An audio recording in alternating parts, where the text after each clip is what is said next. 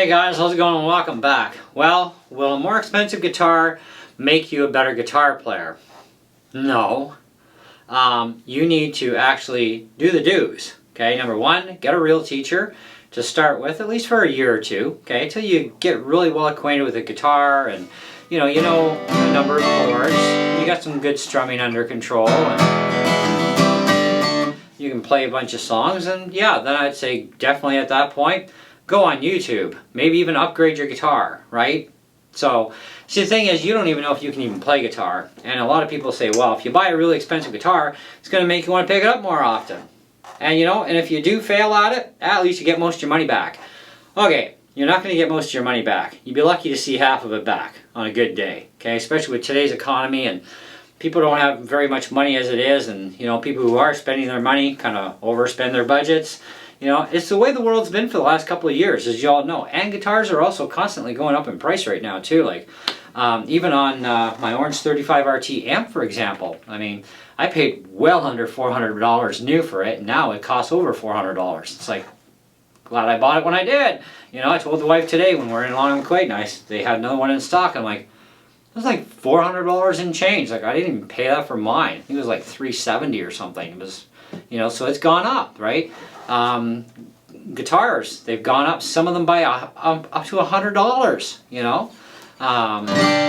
but you're still not going to get most of your money back selling your used instrument when you quit because you couldn't hack it, or maybe you found out you can't play. Well, that's the problem that people have in their head too. Look, if you can't play right-handed, because that's what the majority of people go for first anyway, regardless of their dominant side, if you can't play right-handed, try left-handed next. Don't give up that easy, okay? I mean, I've been playing left-handed guitar my entire life, and I've been playing guitar knowing what I've been doing for over 40 years now, and I've been teaching for a little over 30, okay?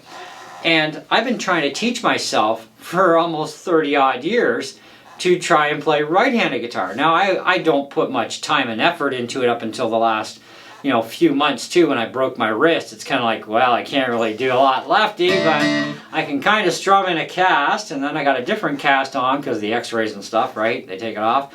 And I did better, and then I could play left-handed a bit better, and then I got a brace on. Now I'm playing even better. Now I don't have the brace, and yeah, now I can, work on getting my skills back left-handed, because I've lost a lot because of, the tendons and stuff, right? But I still try every day, as much as I can every day, to play right-handed, which we're going to show you anyways, and I'll embarrass myself for you fine folk. But don't give up that easy, okay? Don't be a quitter, all right? And with acoustics, you can't just flip the strings, by the way, because the intonation is completely opposite, the nut's opposite, and to have the guitar modified properly wouldn't matter. It's going to get pretzeled, because acoustics are not designed to be flipped backwards for their strings, okay? So that's a big thing. Electrics, you can get away with it, but acoustics you can't. I've been down that road because I used to convert right-handed guitars when I was younger, because, well, there wasn't a huge selection of lefties out there, and what was out there was bloody expensive, but now guitars are, a lot of companies are making left and right-handed, same models, either the entire arsenal that they have, or a good chunk of them, or maybe some, or maybe they're starting to grow their collection, like Epiphone, of course. Epiphone's up to, I think, like 15 or 18 different models now that are lefties, and I just seen they have the white Les Paul in gold back, and I'm like, oh, it's like white and gold. It's like, I gotta have that guitar. Gibson month is coming, like, next year, so guess what I'm buying. Anyways, but that's $1,500 for that Taylor 214 CE Koa. That's a lot of money to spend on a really nice quality instrument. And I'm not saying you shouldn't buy a quality instrument if you have the money, but think about it first. Can you even play? We don't know. So why spend a pile of money that you're going to lose a pile of money on?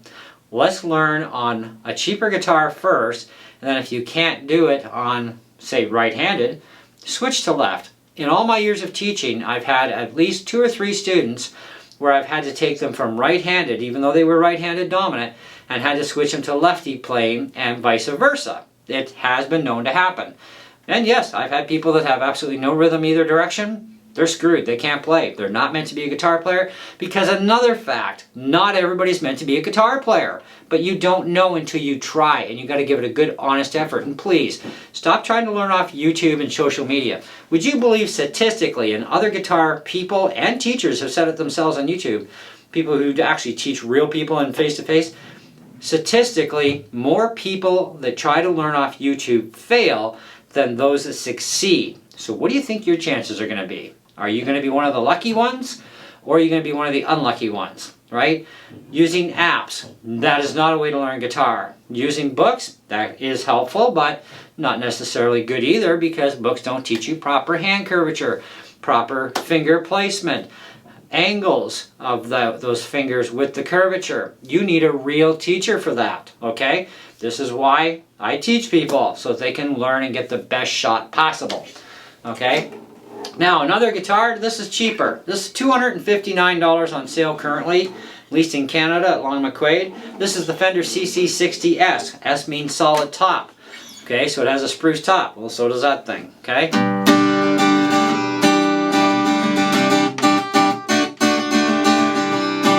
Now, sounds pretty good, but you know, you can feel it's pretty lightweight. You know, it's decently built. You know, the tuners are fine. You know, as long as you got sealed tuners like this on a guitar, you're great. If you don't have sealed tuners with a nut and washer system and sealed in the back, probably should stay away from that guitar, because it's going to be having cheap garbagey tuners that won't stay in tune. And even Epiphone has their low-line guitars that are around 200 and change, and they have really bad tuners. The rest of the guitar is a freaking piece of work. It's like, yeah, but the tuners suck. Why didn't they spend 10 bucks on a set of good tuners? I don't know. Kramer did the same thing with the VT211S that's on my wall here. I wouldn't give that to a beginner even, all right? It's $209 guitar. It's a piece of junk for a beginner because it won't stay in tune, period, right? The tuners are horrid on it. The pickups, well, they feed back quite a bit because they're not potted. But hey, that was back in the 80s. You know, not a lot of guitars had potted pickups either. But still, you want something that's not going to be a nuisance. Don't buy a nuisance guitar. Weed through them. And that thing has those crummy tuners that you need to stay away from. So people are buying the Kramer VT211S as a project guitar to upgrade it to make it a really sweet, sick playing instrument that they would have no problem taking even up on stage with them, okay? It can be done. It doesn't need all that much work to do it, but it does need that work, and it is not a suitable guitar for a beginner player, okay? Especially with the tuners. That's the worst part of the whole guitar. But this thing, on the other hand, $289 regular, on sale for $259. And you can also get a really sweet deal on Fender month right now at Long McQuaid in Canada. Okay, so not a bad guitar overall, right? And it's a concert size body, it's a little smaller. Guitars come in many different shapes and sizes too. You have to be properly fitted to your guitar, because there's a thing called a pivot point that you need to be aware of. Now, I mostly play full-size acoustics, so I have that pivot point. If you notice where my arm is, I have that great pivot point. I'm over top. I've got a good attack angle too. Fantastic, right? That's what you need. Strumming an electric guitar right from the beginning is very difficult to do at best. When I took guitar lessons, of course, we got rid of my electric guitar because it was a piece of garbage from Sears anyhow. We got rid of the classical guitar because we couldn't even fix that up to get it playable. So my teacher and I went out. Parents gave us a budget, said this is what you get the kid a guitar. So that's what we did, and we got a really nice, good quality Deon guitar. Now, it was used, and it was under 100 bucks, or around 100 bucks. Yeah, we flipped the strings on it. Of course, neither one of us knew any better back then. Because not everybody flips strings, right? So you're not going to know unless you've done it. You know, later on, you know, a year or so later, we met a guy, because I moved from Winnipeg to North Bay, Ontario, and I met a luthier, and he actually did a proper, you know, switching the saddle over completely for the angle, proper intonation. I mean, he did the whole thing, right? And even right down to a new nut, bone saddle. Oh, that thing played beautiful, right? Nice, sick, low action on it. Had that guitar for a few years, but every couple months I had to send it into him, and he had to untwist the neck, untwist the body, because you don't flip strings on an acoustic guitar without causing some repercussions, okay? On an electric, it's not a problem, but acoustics, they don't like it. So anyways, but when you look at the pivot point here, I've got a good majority of that pivot point still. I'm okay. I'm just a little hungover, but not bad. But I've been playing for 40 years, so I don't, to me it doesn't bother me. Same as when I go to electric now. I'm up here more on my forearm with an electric, and you will be too. It doesn't bother me. I'm used to playing that way. I'm used to strumming that way. But if you want to learn to play faster, use, and I don't mean speed, I mean get your skills up faster, start with an acoustic. That would be a great way. Besides, you don't need as much pressure as people would make you to believe. You only need just enough pressure on the strings to make the notes ring out, okay? But you should have a proper setup done on the guitar anyways, and have the action set as low as possible without buzzing or causing fret outs or dead notes. That is the best way to set up any guitar in the beginning, and then later on when you get used to playing, if you want to raise the action up or have the action raised up, do it then, but give yourself the best chance at, also the pain thing, right? They say, oh, no pain, no gain. You can avoid 97% of that pain crap by just having a guitar set up with a nice low action, learning how to push down on the strings properly, which you're not going to learn on YouTube, you're not going to learn on Facebook, you're not going to learn it from an app, same as you're not going to learn hand curvature or any of that stuff, and even from books. You're not going to learn that stuff, okay? You learn it from a real teacher that knows what they're doing. Anyways, and I've been teaching for over 30 years, and I've had quite a few great successes with students. And I've had my share of failures because they either quit or, they just couldn't do it, period, left or right-handed.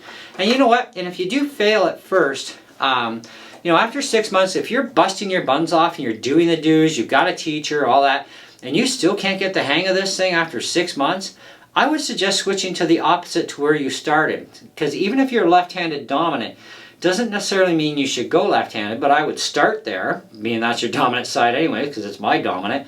But if you can't do it that way, then go to right-handed. At least 2 to 3 people in all the years I've been teaching, I've had to flip them from one direction over to the other, so opposite to their dominant side, because on their dominant side, they had no rhythm, period, right? And they had a hard time chording, all that. So after flipping them, perfect, and they were great, right? So that tells you something there too, right? And left-handed guitars, if you're looking lefties, there's thousands and thousands of choices that we never had, and the price ranges go really, really cheap to really, really expensive, just like they do for righties. We still don't have quite as much selection as the right-handed players do, but at least we've got thousands of choices, where back in the 80s, it was more like a few hundred choices if we were lucky. Anyway, so this is a right-handed guitar by Yamaha, and right from the factory, already set up with a really low action. It does not need to go any lower. It's fantastic. It's also got a satin neck too, where, that Fender is a glossy neck, my Taylor is a satin neck. Even though this is a glossy body, that's fine. It's got a solid top on it, so it's got some good resonance to it.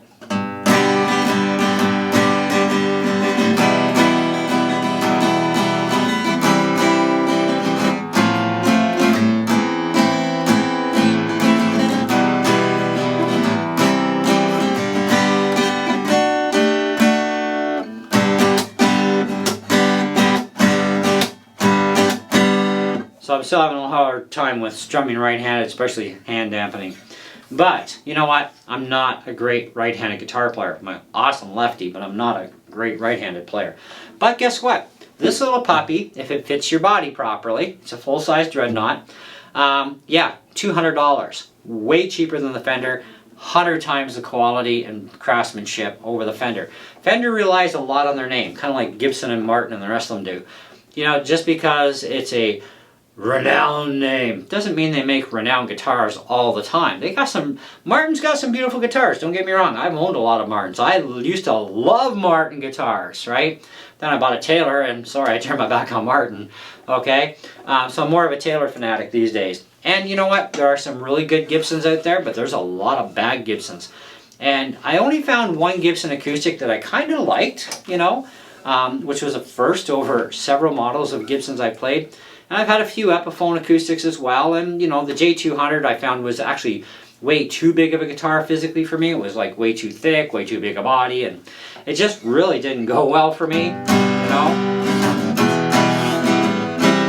And you know what? The Gibson counterpart to that J200, the Gibson one is over $3,000. The Epiphone one, same frickin' guitar, is like well under $700 or around $700, so much cheaper.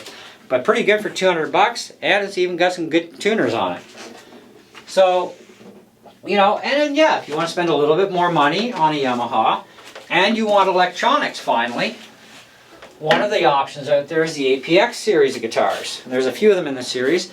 This is the 600. This is a thin line. It has a concert-sized body.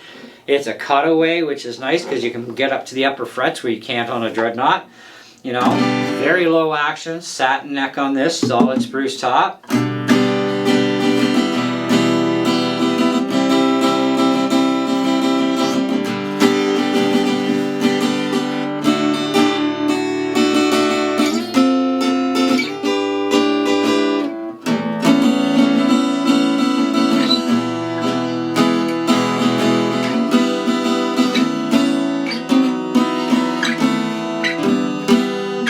Still have right-handed playing issues, but hey, I'm getting better, right? Come on, you gotta agree with me. Give me a thumbs up if I'm getting better on right-handed. Okay, give me a thumbs up anyway, just because it's a cool video, right? Anyways, but yeah, it's got electronics, bass, mid, treble, master volume, mid sweep, and built-in tuner. Fantastic. What more do you need? And the batteries, 2 AA batteries, really cheap. Runs a whole electronic system in this thing. Fantastic. Strap pin on the back, strap pin system here where your jack is. That is a well-bit instrument. Great for beginner, intermediate, and pro players or advanced players, whatever you want to call them. Fretwork is awesome on this thing. I can't believe how nice this thing really is. So let's all hope I don't like the new toy that I'm actually bringing home this week, because if I do, this might have to go in order to afford it. So I'm kind of, I hope I like it, hope I don't kind of thing, right? But if well, maybe I might keep this anyways and just put the other thing on layaway when I'm done renting it. I don't know yet. We'll have to see. But this, I really like this guitar. And it's nice to play too.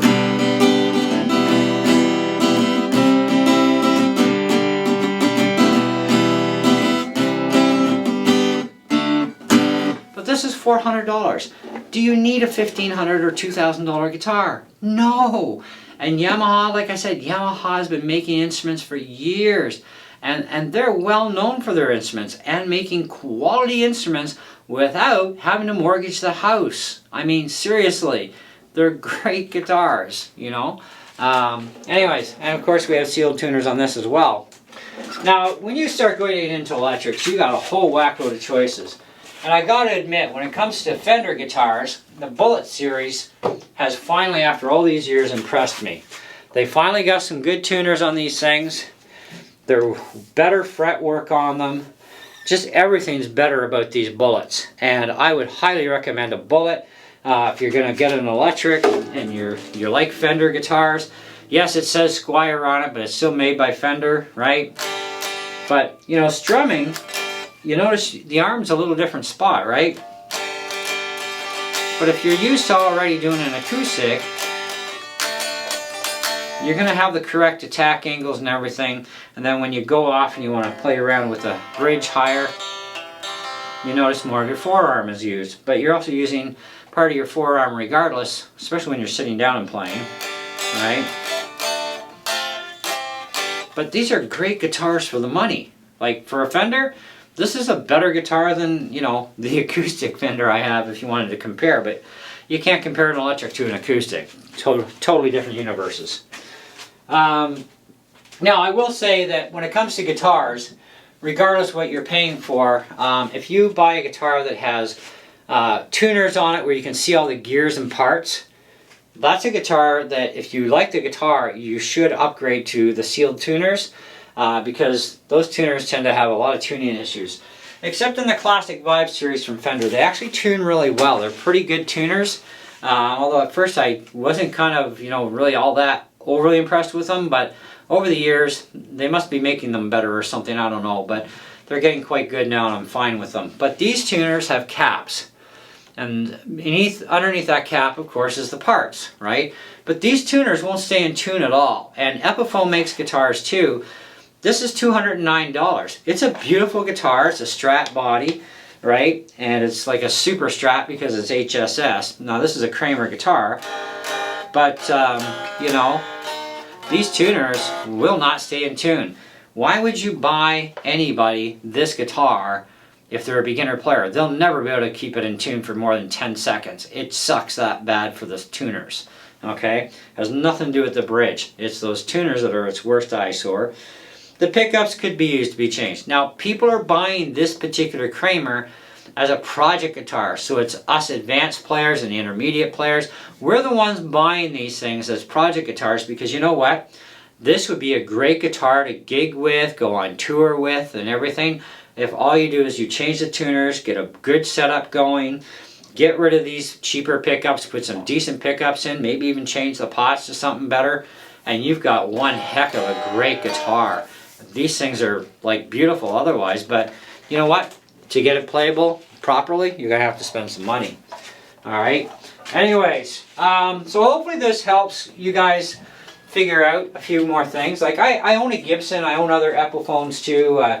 I got other Kramers that are really good. I got the Beretta Special. It's a really good guitar, and it comes with sealed tuners too. It's a pretty good guitar, you know.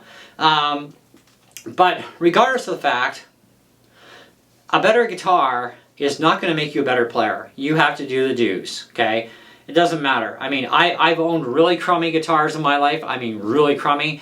And I can play them, and I have played them even live, and not being embarrassed about it, you know, because I have the skill level. You know, your skills is what's going to make you a better player, not the guitar that's in your hands.